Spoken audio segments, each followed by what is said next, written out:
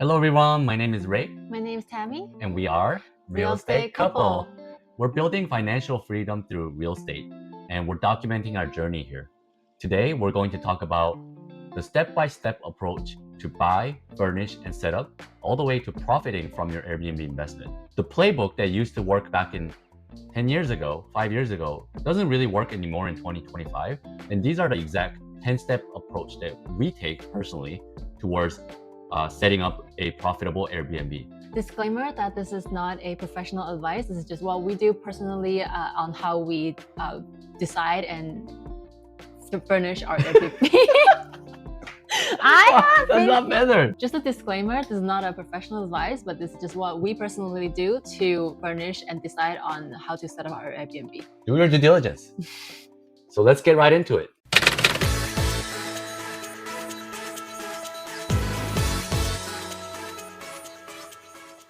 So here's how to set up a new Airbnb in 2025.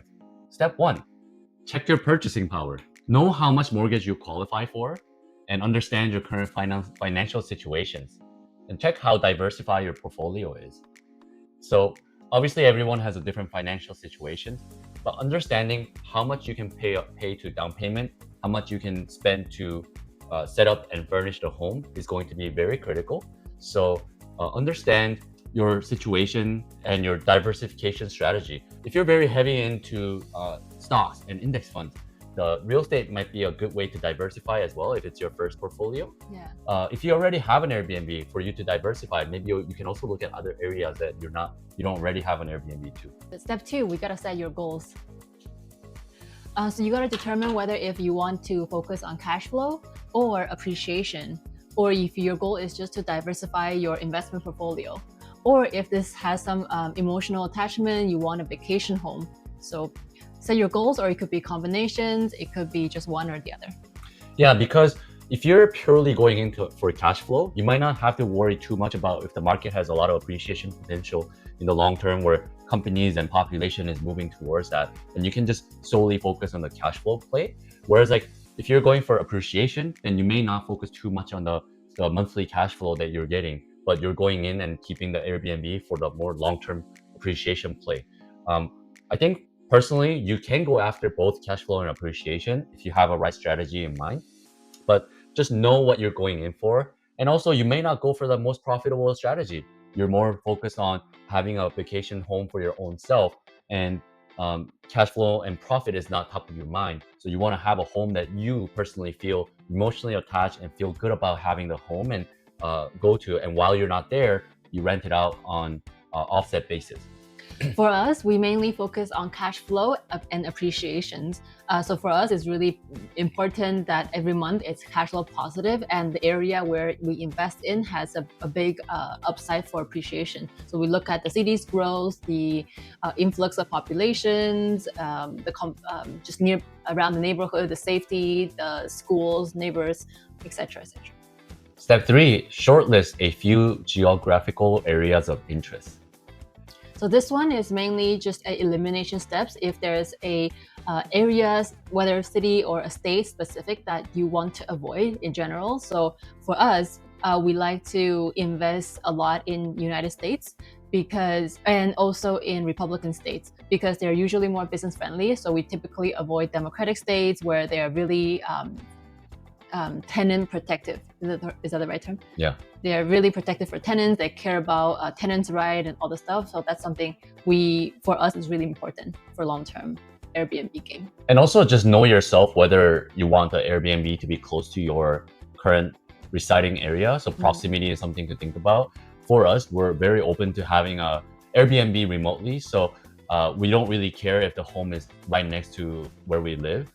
For us, not being able to drive out to that property is a bit scary for sure, but it really challenges us to have a right system in place with also right boots on the ground personnel to help out managing the home. And also, yeah, you can also look at like if other factors like natural disaster is a factor that you also want to think about purchasing that specific area. Now, next one is probably the most important one. Check the short-term rental regulations in the areas. once you shortlisted the cities or state that you're not interested, you're left with, I don't know, 50 more states. So now you got to check all the short-term rental regulations for all these places.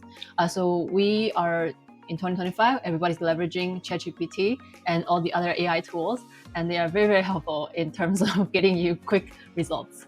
Yeah, it's like almost having a junior analyst associate. So for me personally, like I use a lot of AI to do market research, check the regulations. If there was any bill that was passed that might jeopardize that or put it at the risk. Again, when we talked about playbook in 2025, I think the regulation is something that you have to very much stay on top of. So for me, I'll give you an example. When I looked at short-term rental regulation, only 5 states out of the 50 in US have a state level protections around short-term rental ban, which means that each city in the states are not allowed to outright ban it, although they can put some limitations around the occupancy and the number of people and whatnot. But the state has a protections on that, which comes back to the ideology that each state has, but also like how they view the home ownership should be. So, for us, we try to stay on top of that and, only play in the state that has more of a sustainable approach and more openness towards short-term rental. For me, I cross-reference. Some of the bigger news last year was a couple city like New York, Dallas, maybe that was before, but a couple of major city have publicly banned Airbnb in their city because there's a lot of reason behind and a lot of what's the theory called? Conspiracy theories. It's not conspiracy. Okay, it is a true fact. Like a hotel, hotel lobbying, also like the state level has like more protections on the tenants and the housing price. So they closely look at if Airbnb has the influences on the on the housing price and the rent price, so they try to control that. Yeah, like Toronto, we have a 180-day short-term rental restrictions too. So that's big shocking if you didn't know about it and you bought the home and now you can only operate like half of the year. So definitely regulation is something you want to stay on top of.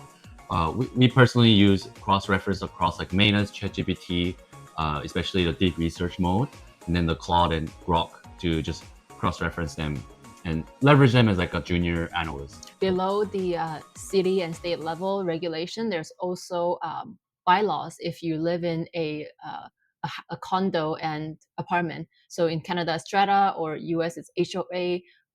They are your community. It's the association for that homeowners to maintain and manage the properties in the consistent and standardized way.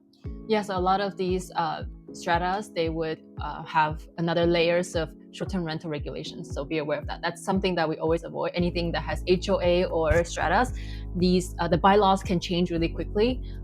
So we always avoid those. Why do you laugh?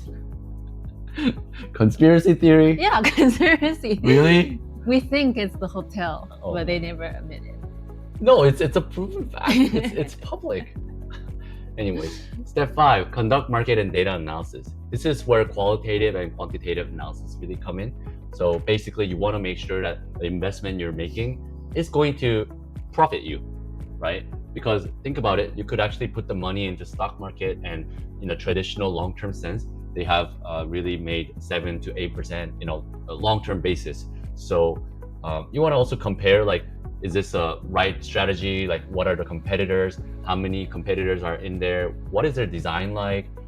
Who's our target audience? For us personally, we use, again, ChatGPT, some of the AI tools, but also AirDNA. There are a couple other ones out there that give you numbers, but AirDNA has been the staple company out there that give you very much detailed number analysis around specific to Airbnb. So number of homes, number of Airbnbs, what is their booking rate like, occupancy, and also you can take a look at each of the home that's high performing, low performing, mid performing. So you can do your own analysis around why they're performing well. Like AirDNA wouldn't give you that, but you can do your own due diligence. It really gives you a good starting point around to give you an idea of, is this market a good area? And also gives you a starting point where you can look at the reviews of each home. That's something that we do quite a lot. to read the reviews to understand the target demographic. What do they care about? Do they care about a specific amenity like hot tub or pool? And what are the competitors doing well and not doing well that we can incorporate and learn from their experience? Also, like take a look at occupancy and average daily rate to really project your revenue and have expected ROI. Step 6, we finalize our optimal strategies. Because there's nothing much to talk about that. Yeah, so based on your analysis research, you want to finalize your target audience, you want to finalize your price point, what kind of a size of a home you're going for, what kind of demographic you're going for, what kind of amenity, or if there's any amenity that you need in the areas. Yeah, so finalize on that, and then home purchase. And then yes, you will purchase your home. And next, it's project planning. So every day that this home sits on the market, it's an opportunity cost. So you really wanted to plan your have all the plans done prior to your acquisition dates. You want to understand the permit requirements, approval times. So if you need to renovate a home, do you need to get the city's approval? Do you need to submit any blueprints? If you are buying a bigger furnitures, what time are they arriving? If it takes 2 weeks, then you wanted to time it to purchase it, place the order 2 weeks before the completion day, so it comes in right away. I think for us, we use Amazon and IKEA, Home Depot quite a lot. Amazon has been like huge for us because it does give you pretty accurate delivery date. Yeah. And we want to spend our time on actual like hands-on work. So going out there to purchase and deliver the furniture, we don't think it's a good ROI of our time. So we try to leverage Amazon and delivery as much as possible so that we can do our project planning, design, and furnishing while waiting for things to arrive. But big furniture, definitely get it out of the way first. Yeah. And then think about if you want to do renovations or not, if you want the home to be more turnkey or updated, because any days that you're doing renovation, it's also a cost. So you gotta weigh out. And then if you want to do DIY versus if you want to hire a contractor to do the work. So check your cost and then make your own judgment call. What about role? Is that role distribution? Role distribution, yes. So for us, we kind of have a very clear role distributions. I take care of furniture placement, purchase list, etc. And then you take care of project management, making sure I'm on track for timelines. Yeah. So we play to our strength because I used to be a product manager at a tech company. So I'm pretty good at like project planning. Whereas like Tammy, again, has like a very creative brain, and then she's really good at the design side of things. So we operate differently, but we do have a clear role distribution, which we kind of learned over time by doing projects, because you're never gonna know this strength like from the get-go. So if you're working as a team, like as a couple, husband and wife, or boyfriend and girlfriend, or as a family, or with a group of friends, definitely understand like who wants to take on which role, and based on their previous experience or what they're passionate about. And design and furnish. So remember, this is the most important things we've learned. This is a business. Airbnb is a business. So you gotta detach your emotion. You have to design with intentions, knowing your audience, what would they like, what would they need to this home. So you can just buy a white couch because you think it's pretty. This is a business. This is going to be a heavy usage couch, and what happens when it gets dirty? Who's going to maintain it for you? So you got to think about all these. We leverage a lot of marketplace, a lot of warehouse sales and outlets, because it doesn't need to be a super exact models or new or anything. It just needs to be sturdy, robust, and nice enough. Yes, exactly. I mean, unless if you're going for a Airbnb that's like a top tier with a marble floor and luxury, exactly. Obviously you want to go over the top with those. But I think the tiers that we work at, which is more in the nice vacation home, mid to high tier, I think marketplace and just and again a lot of outlets, because in these places you can really get a good deal on high quality items too. Yeah, I think we bought like a restoration hardware dining table for 90% off, and it just had little scratches on the side. Like, it's gonna get scratched anyway. Yeah, it was like a $7,000 or $8,000 dining table, and small scratch. We got it at like almost like a $700 or something like exactly. that. Yeah. But when you pick out these furnitures, make sure it's not too exotic. Like if you need to replace it, if you just need to do parts replacement, make sure it's easy to find those parts. Another thing is I highly suggest that I reinforce all the beds or sofa, anything that is on a leg. This is, remember, it's going to be heavily used, so add extra legs to reinforce it so it doesn't break easily. And the last one is to plan out your smart home devices. So we leverage a lot of property management software systems, and you got to make sure whatever smart home you buy are compatible with the systems. So smart lock, for example, there's a bunch of smart lock brands out there, but the one we picked out, they are able to sync up with the Airbnb calendar. Every guest turnover, they generate new code and then they erase old code automatically. So that's something we keep in mind when we purchase our smart home devices as well. Same as thermostats, it adjusts your temperature. Whenever it's vacant, it turns it off, or keep it at a very minimal temperature so you're not spending that electricity bill for no reason. And then lastly, set up a property management system. Do we have a slide on that? Oh, we don't. Okay, so this is where once we list up Airbnb and VRBO Booking.com, now you're successfully set up. However, to make your management go really well, you want to have a proper system.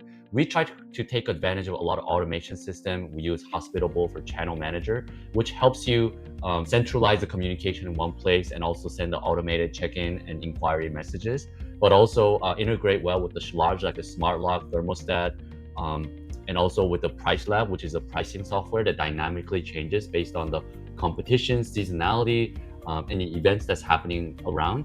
So these are like $20, $30, $40 like subscription system that obviously when you like add them all up, it could accrue up to quite a bit. But we do think that it's really worth to save your time and without having to worry too much. One of the challenges for first-time investors, like they want to be involved in everything, but at the end of the day, investment is all about how much how little you can put in the input, and then how much you can get out as much as possible. And we do think that we're pretty we're used to using a lot of technology, and we love like trying things out.